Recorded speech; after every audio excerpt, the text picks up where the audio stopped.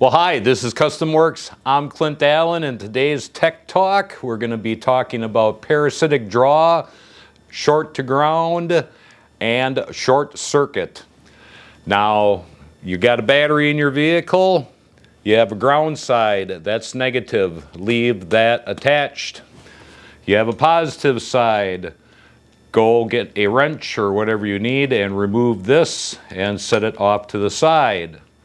Then, you'll need to have a test light. Any automotive store, doesn't make a difference. And you're going to need a voltage checker. Cheap ones work just fine. Let me get this hooked up and I'll show you what it looks like. Alright, so this is how the hookup is going to look right here. Now, with your test light right here, does not make a difference what side you have the positive on, and your tester right here, once again, doesn't make a difference what side you're on.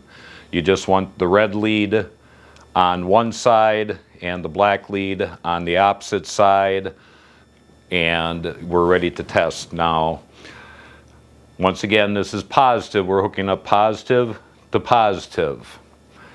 Now, if there was a draw, you're going to see it on here. And there will be a close-up of this towards the end of the video on how to hook that up.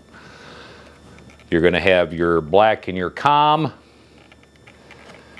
And then you're going to move this up to the amp. And you're going to move that over to the amp. Once again, there's going to be a close-up of this. Test light, once again, doesn't make a difference.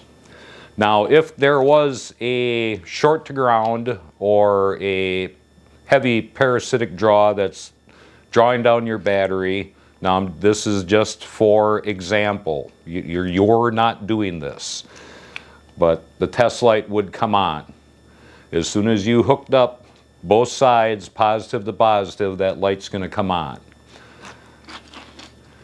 Now, what you're going to want to do is start in the fuse box, whether the fuse box is in the vehicle or under the dash. Look at your owner's manual, go Google it, find out where the fuse box is or fuse boxes. There can be on some newer vehicles up to 3 fuse boxes, trunk, under the dash, and under the hood. But in this particular case, we're just going to be talking about underneath the dash. That's where we're going to start. And you start removing one at a time the fuses. Pull it out, you look. Is the light still lit? If the light's still lit, you didn't find the problem, you put the fuse back in and keep on going. You pull out a fuse, light's still lit, then you put the fuse back in. Pull the fuse out, light's still lit. You're looking until you finally get to the fuse that you pull out and this light turns off. Once this turns off, you found the problem. Then you go to your owner's manual or Google again and find out exactly what that fuse is handling. And then you're going to come back to this. And you're going to look at the voltage reading, plugging that fuse back in. And what we're looking for is 85 milliamps or below. Doing the math on that, that basically works out to 2 amp hours per day, basically. But on your gauge here, you're looking for 85 milliamps and below. It's not abnormal to have something pulling current in the vehicle. But if it's over 85 milliamps on here, you found your problem. Now what you're going to need to do is then go from the fuse box and follow where the wire goes. Once again, put in the year, model, make, and anything like SE, LE, LX, whatever the case may be, into Google and ask for a wiring diagram of whatever the fuse that you pulled out. Just relax. The wiring diagrams kind of look a little confusing, but if you sit down, relax, and you follow the fuse and the wiring of where it goes, You'll be able to find wherever you have the short to ground or the short circuit or whatever that may be. So I hope you've learned something today, and you take it easy and you have a good day. So Electrical Tester 101. Most people who have these, and if anybody does work on their car, they're going to have one of these. Even if they work on their house, they're going to have one of these. And this is how it's going to be usually hooked up right here. You're going to have your COM and then your voltage connector. And most people just use this range right here. What you're going to be doing is removing this and bringing that up into the 10 amp area. And then they make this gauge, you know, dummy proof. And you just move it down over here. And positive to positive. Once again, this area right here, if it's 85 milliamps or below, you're good. That's considered a normal draw, and it's something that's in the vehicle that's normally drawing.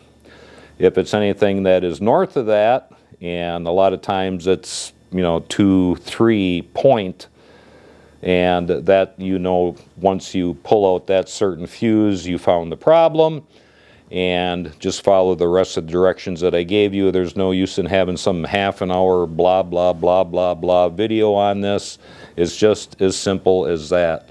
The rest of it's up to you to follow the wire up and find out where the problem is, or the component that is shorting out your vehicle. It could be a component, could be a body control, it could be, you know, security control has shorted out, something like that. Many, many, many, many examples. I'm not saying that that is the specific, just many examples of it. And if you find out that it's a component, just unplug the component, light goes out, milliamps drop, you found the problem.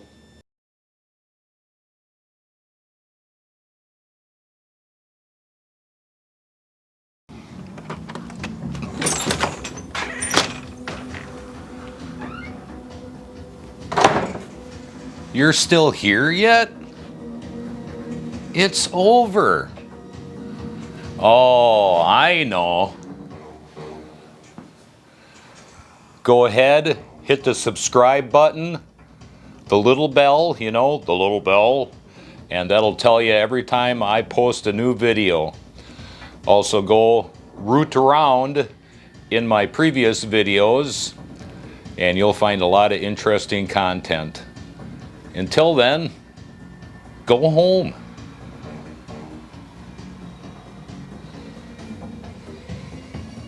Oh yeah, the garbage can's over there. You know, don't be making a mess. You know, clean up after yourself.